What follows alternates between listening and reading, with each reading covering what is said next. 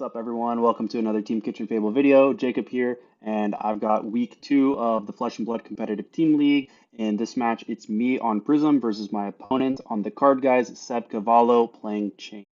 And this is a throwback matchup during the original Monarch meta where Chane was very strong and Prism was very prevalent. I was not playing Prism back then. I was playing Bravo Showstopper very stubbornly. But as long as Prism still exists nowadays and is gatekeeping most of the other Guardians, I'm just going to be playing Prism because I would love to play Guardian, but it's pretty miserable to play Guardian against Prism.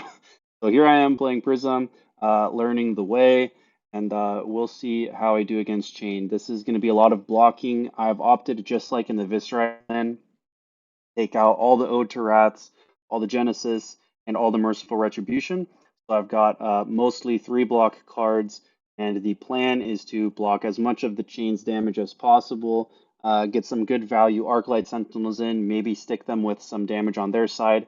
In the first couple of turns of the game, maybe I can be aggressive and get some Command and Conquers through. But other than that, ideally, I want to be saving as much life as possible and just fatiguing the Chane. They don't have Seeds of Agony. They don't have Plunder Run. I don't know if Plunder Run was really used in Chane, but I think it was. But so, yeah, they have a lot less damage output than they did in the original meta. So ideally, we should be able to fatigue. But Seb Cavallo is like a top class Chane player. He knows what he's doing, so it's not going to make it easy for me to do. So we'll just jump in. I lose the dice roll, but I didn't get it on camera, and Seb chooses to go first. So I've got some blues. It kind of sucks if he doesn't attack me because this is not a good aggressive opening hand. If I had at least one yellow, that would be nice. But if he does not end up attacking me, I'm going to end up just having to throw a Herald and then arsenaling the Sink Below and passing. He's a good player. He knows that attacking is going to let me filter my hand, so he just makes a Rune Chant, makes a Soul Shackle, and then passes. Yeah, so I have no good aggressive options on this hand. I cannot double Herald because I don't have a yellow. All I can do is just throw whatever Herald is going to get the most damage through, and that is the Herald of Triumph. Maybe they have a 6 power that's not going to be able to pop it, and we'll just throw it and see if we can get like 5 damage through and get a soul. So he opts to take the 5 damage, it goes to soul, and then immediately I make a Spectral Shield. The reason for this is that a key card that Chane has access to is Soul Reaping. Soul Reaping is 6 power, and it gains Go again if your opponent has any cards in their soul. So until the Soul Reaping comes out, I'm going to be being pretty lean on my soul, and I'm not going to be trying to save it too much. There are benefits to saving cards in soul, but denying Go again from Soul Reaping is a pretty good reason to starve yourself of soul, and also I can just preemptively save a life from the Spectral Shield. It's not bad, and I Arsenal Defense Reaction. So his first banish is a Howl from Beyond, and we'll see what his turn is. I have literally all of my defense reactions somehow, not all of them, but I have 2 Fate Foreseens and a Sink Below and Arsenal this turn. I'll probably be trying to sink one of those because it's awkward to have all of them. But he comes in with a Howl from Beyond and then a Vexing Malice. I end up stopping 1 Arcane from the Vexing and paying 1 for the Arcane, and then stopping 1 with a Spectral Shield. I have 1 floating, and then I give him Sink Below. The Vexing is for 6 because of Howl from Beyond, so I can't give him Footsteps. Footsteps would break. I do give him the Sink Below. I bought him the Fate Foreseen and draw into a Miraging Metamorph, which is going to allow me to do some damage on next turn. But otherwise, he just comes in with Rosetta for 2 and 2. So I stop 1 Arcane and then take 3. Like I said, if I'm on the full fatigue game plan, maybe I want to block. But I do have a pretty good Herald, which is Miraging Metamorph. Not threatening any aura, because I will just have 1 floating. So if he does have a popper, it's pretty safe for him to just pop the Miraging Metamorph, because there's nothing that I could possibly flash in. He decides pretty quickly to just take the 7 damage, though, and then I Arsenal the Defense React. That could have been somewhat of a dangerous play. If he had a popper, that's pretty great value for him, and I took damage to trade 2 cards for 1 card, which is not great. But I like to see the Mauvrion Skies going into his Banish Zone at the beginning of his turn. Then we'll see what he gives us. I've got 2 Soul Shields and I've got a blue, so I'm going to be looking to use at least one of those this turn. It's awkward to have multiple. So we go ahead and give the footsteps on the Shadow of Ursa. Uh, this is pretty great because the Chane has not used Soul Shackle yet. And I want to be looking to get as much value off of Phantasmal Footsteps as I can. And whenever they break the chain, the Phantasmal Footsteps continues to block for 1 for the rest of the turn. And if they break the chain, it goes back to my equipment zone, and then I can use it to block again. So using 1 resource to block 2 damage is very efficient in the grand scheme of things. So every time he starts his turn without shackling with an attack that's less than 6 power, I'm almost always going to be trying to get the Phantasmal Footsteps out. You can do some mind games where he might not be coming in with Rosetta at the end of turn, so that 2 resources that I used to pitch, or the 2 extra resources after I pitch for Phantasmal Footsteps could get wasted, meaning that I used 1 card to block 2, and it's actually worse for me. So he could be doing that in some instances, and in other instances he could be attacking me for over 6, which I cannot block easily with Footsteps, but I can block it with Soul Shield, and then I can block the Rosetta for Footsteps. So on this turn, I used a blue to block uh, 2 damage with Phantasmal Footsteps, and the other 2 resources plus Soul Shield block 6. So that's actually 8 damage blocked with 2 cards, which is a very good defensive rate, and is going to get me very far when it comes to trying to fatigue him out.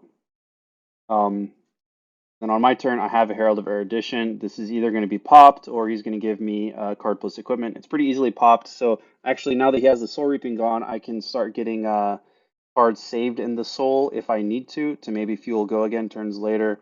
Um, but I'm at least also glad that he's not using that card offensively against us because of how strong it is. So he starts his turn off with a Shadow Puppetry into a Bounding Demigon, so it's go again. The on-hit effect from the Shadow Puppetry is a lot less threatening in the new Chane decks because they have a very lower ratio of Blood Deck cards. So if you can't easily block the Shadow Puppetry attack, um, you don't always have to worry about stopping the on-hit. I can. I have the footsteps and the shadow puppetry. This is another instance where he's going to break the chain after I give him the footsteps because he didn't activate Soul Shackle yet. So that's good for us. We're going to get extra points of value off the footsteps. And then what's happening here is that he is going to give me Rosetta for 2 and 2. So I had 2 floating. I used 1 of it to stop 1 arcane and took 1. Then I used the free footsteps block to block 1 and take 1 physical. And the idea is that I can come back with some heralds on my turn. I think it may have been better to actually use the tunic counter to skullcap block. Oh no, my skullcap was not turned on, so that wasn't an option.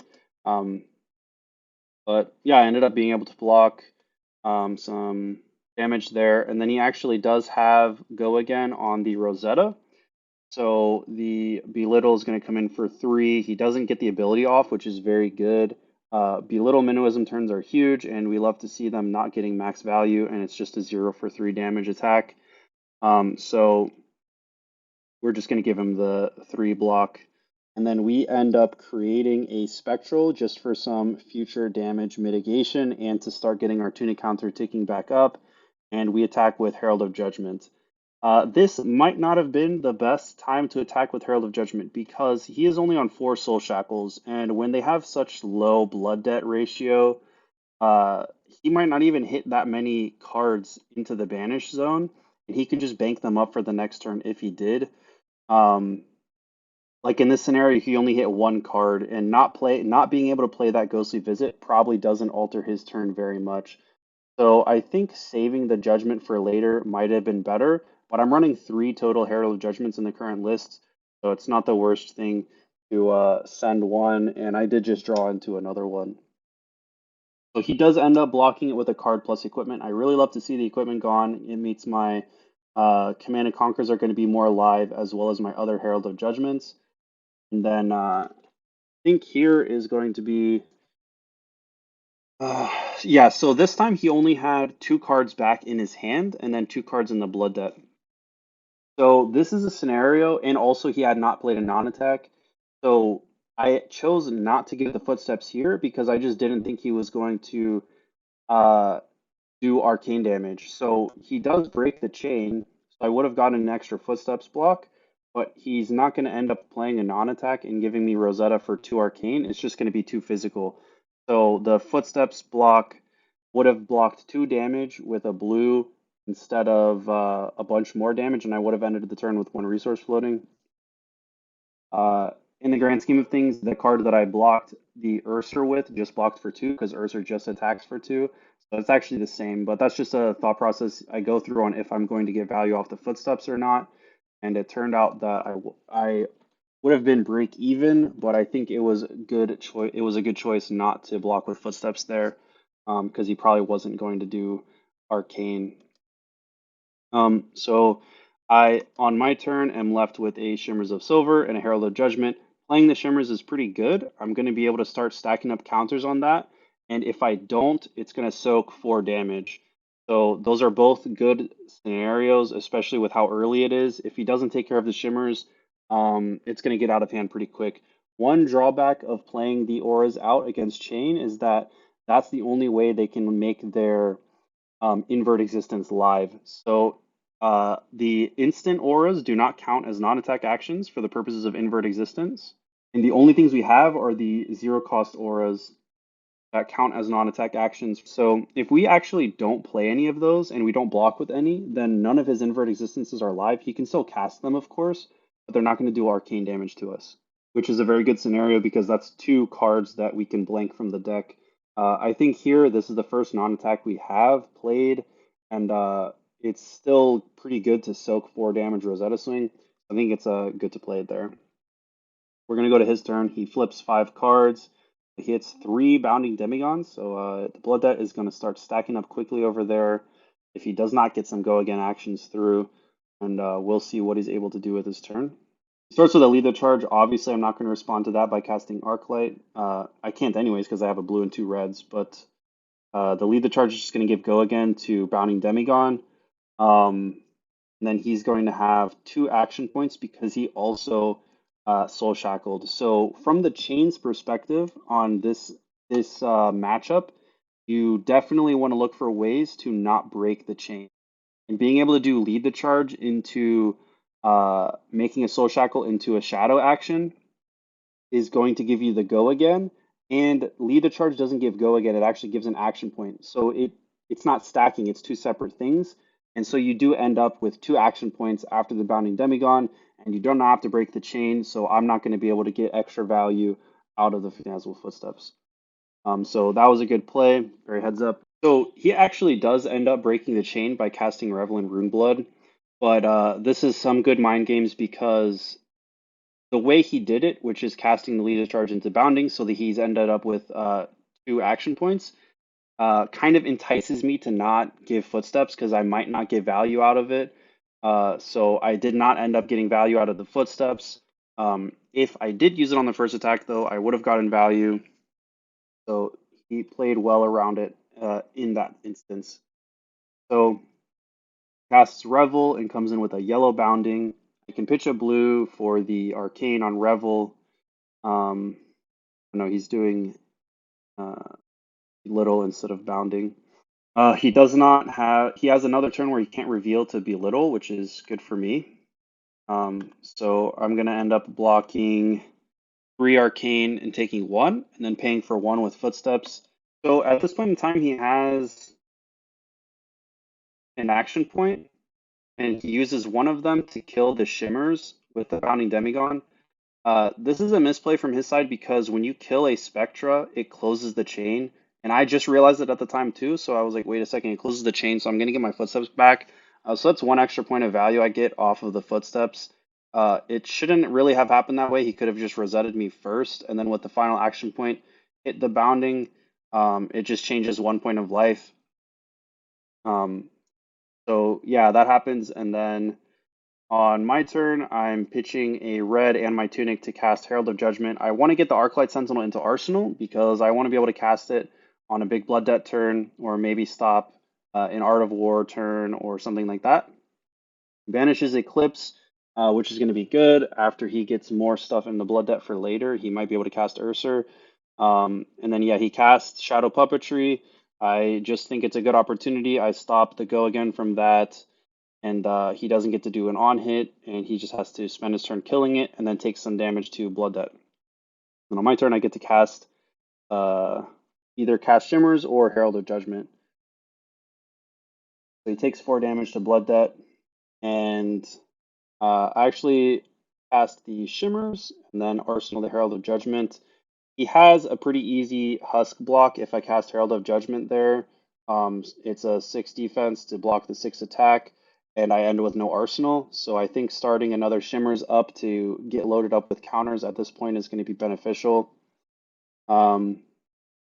And he gets not the best banish, but not the worst. He gets 3 more cards.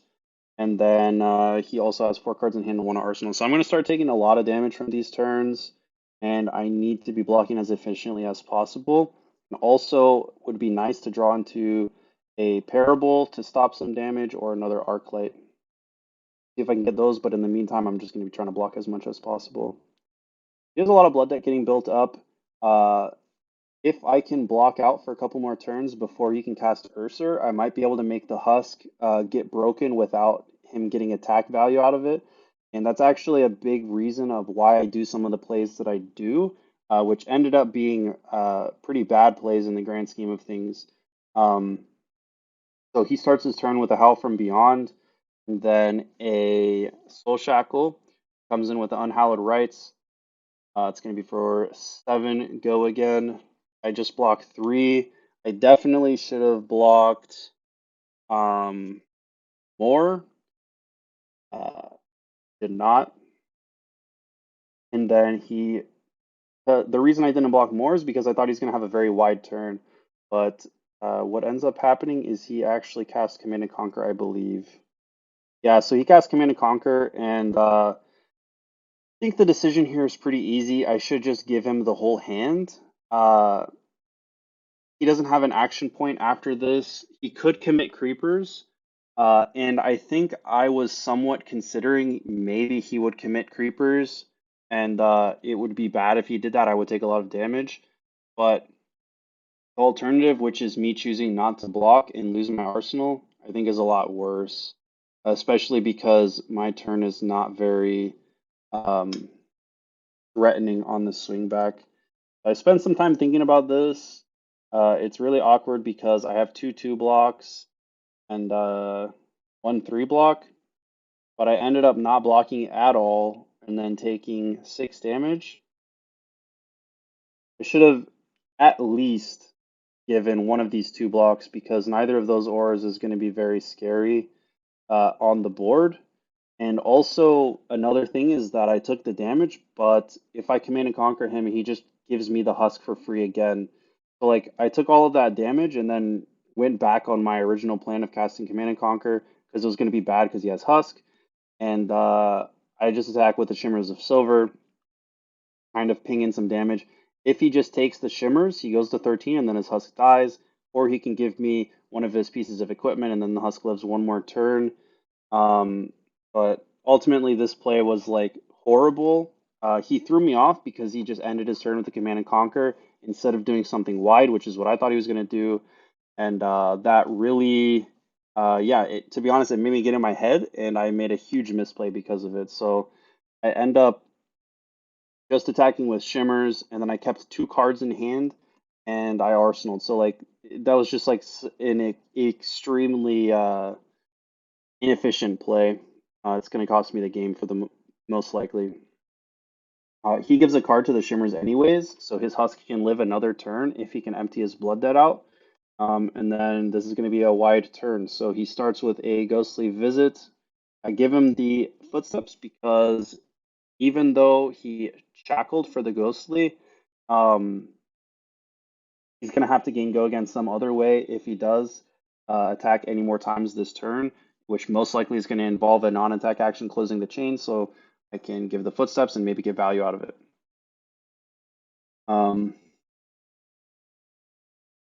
So instead of giving go again, he's going to end the turn early by casting a Vexing, which is another good play. He's going to build up his Blood Debt for the next turn. He probably knows what's coming up, given the cards that he's pitched, and he's just going to try to cast Ursa next turn. So after I had that horrible, inefficient play on the last turn, my only hope is basically to just block out. So I do end up blocking the Vexing Malice, and then my turn I can either cast the Haze Bending or attack with Shimmers. I choose to attack with Shimmers, just get the counters up. The Haze Bending will be somewhat useful because it's a blue in case I draw an Arclight or a Parable, and in case he does some arcane damage. Um, but yeah, still more inefficient plays. I could have just blocked more stuff with the haze bending potentially last turn. I think we're gonna die this turn most likely. He starts with a Howl from Beyond and goes in with a Minnowism and then a Bounding for a bunch of damage. I block for 7, and then he breaks the Chane. I obviously couldn't give Footsteps because it was for 7. It was for over 6. It would have broken it. He Shadow Puppetries and then Rift Bind. Uh, I'm going to take 2 damage from that. I at least get value off of the Skull Cap. I probably should have given the Skull Cap on one of the earlier attacks so that if he broke the Chane, I can get another block with it. But I did not. So now I block 2 with this, and then he inverts me twice. I only have one target for the invert, which is that Shimmers that he killed earlier. So the second one doesn't do Arcane, but it does fulfill the requirement for Urser. So I can pitch a blue to block the Arcane from invert uh, as a single instance, but then I have no cards in hand, and he's able to cast Urser as an instant and then attack me. So we kind of just shortcutted. I gave him the GG. He was going to kill me if he ended up putting the Urser out there anyways. Um, but yeah, it was not really a bad start. I mean, I ate Shadow Puppetry with a Arclight Sentinel. I probably would have liked to see some Parable of Humilities to cut down on some turns, but like the RNG goes both ways. He did not have an Art of War turn. He didn't have a Belittle Revealing turn to search up Minnowism, or vice versa, whichever way that works.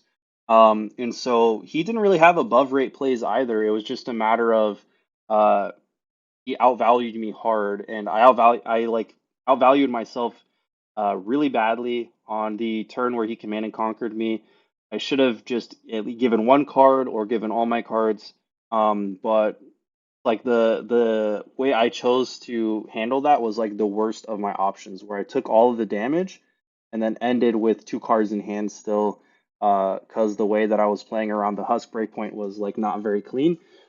So yeah, I kind of definitely threw the game away. I was not like I was not by any means in the lead or feeling confident about winning the game. But yeah, it just shows like uh, Flesh and Blood has such small like margin for error, and when you make a very large error, it's really hard to come back from that. So um, yeah, this was a quicker one. The game was pretty over pretty quickly. Um, And yeah, congrats to Seb for getting the win.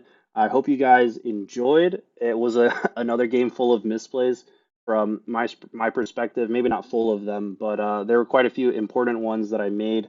I would have helped if I did not make them. But I hope you guys enjoyed watching. Keep an eye out for some more videos on our channel. We're going to be doing some more Blitz games now that Blitz is officially supported to be competitive from LSS. We've got, I think, 3 more weeks of the competitive team league with some more great teams to play against, and we're excited for that. So hopefully I can get some more good content, and maybe I can get some wins. But thanks everyone for watching again. Give us a like and subscribe if you think we earned it, and we'll catch you next time.